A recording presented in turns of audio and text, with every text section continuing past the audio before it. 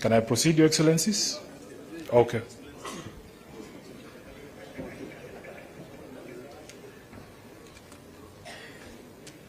Thank you very much. Mwambia baba ni baba ya kila mtu. So baba akisema fanya hivi lazima mfanye hivyo. I think all of you know where we've come from.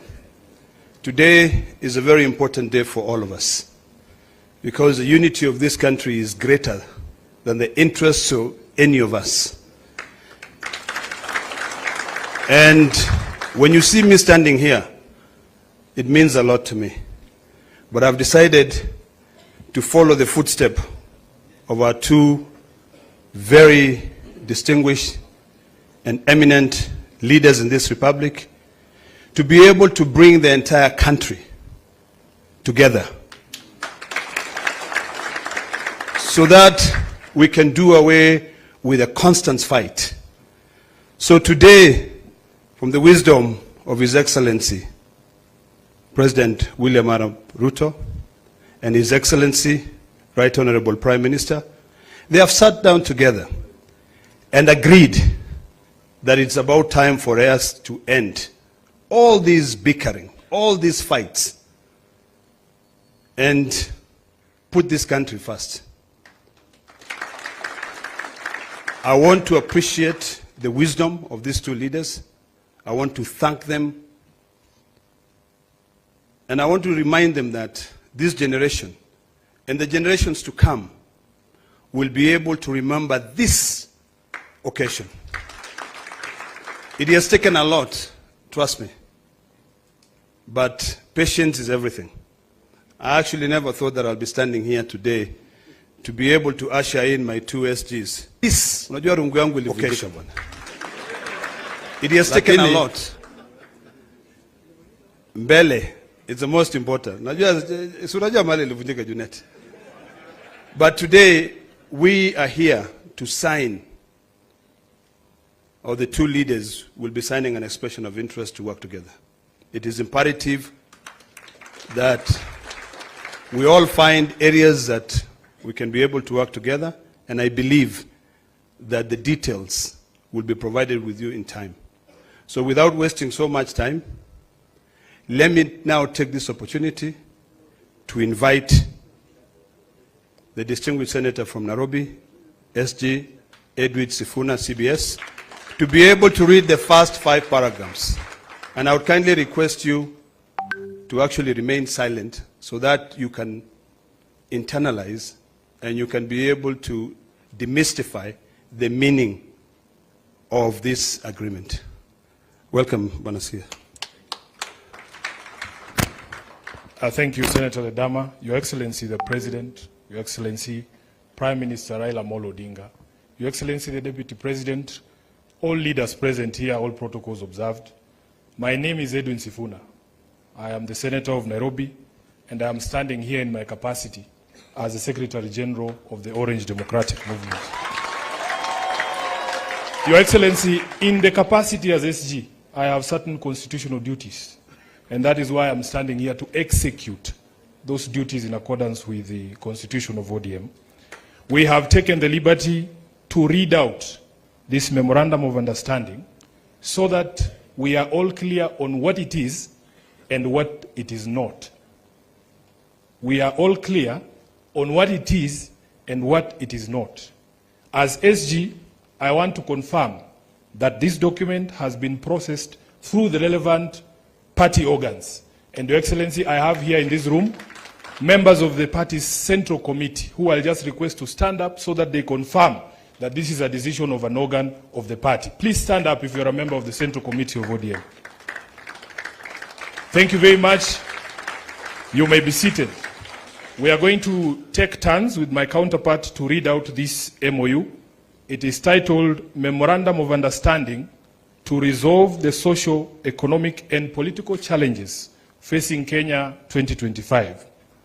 Realizing that Kenya has gone through a long period of political crisis and conflict that has hampered the nation's potential for development and improving the livelihoods of our people. Noting that such crises have often resulted into demonstrations by our people demanding their rights, with the state often resulting to brutal suppression of such demonstrations that unfortunately lead to loss of life as well as property.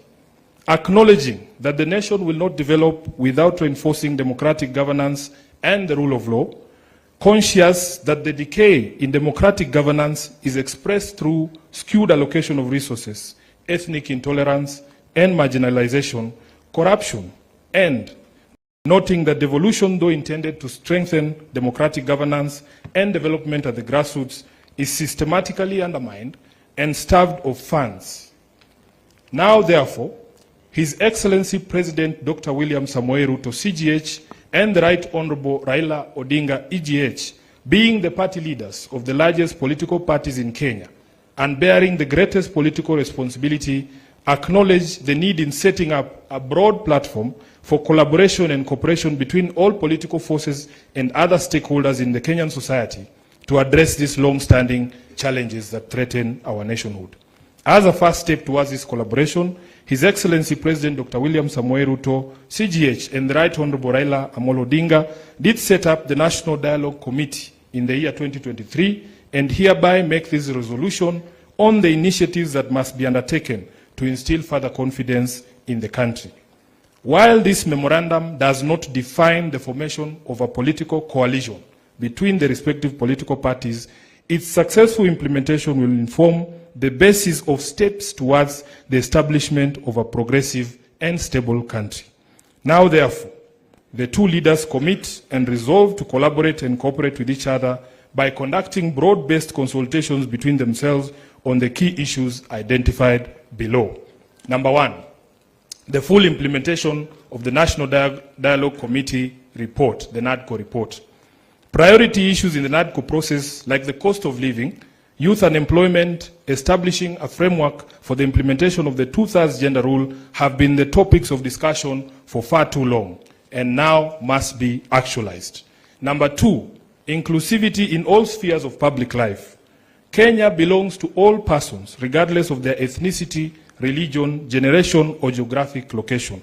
All Kenyans are equal and all are entitled to an equitable budgetary resource allocation and opportunities in public appointments. Further, though the Constitution of Kenya is clear on the rights of minorities and the marginalized people in the country, not enough has been done almost 15 years later to uphold these rights by fully implementing the provisions of the Constitution. Third, protecting and strengthening devolution. Devolution must continue to be protected from any possibility of clawback on devolved functions, and more effort must be put at devolving all funds allocated to a devolved function, increasing budgetary allocation to counties, and ensuring the timely and predictable disbursement of devolved funds. Your Excellencies, allow me to now invite my counterpart, the Secretary General of UDA, the Honorable Hassan Omar, Senator, to continue with the rest of the document. I thank you. Your Excellency the President, Your Excellency the Prime Minister, Your Excellency the Deputy President, Your Excellency the Chair of UDA.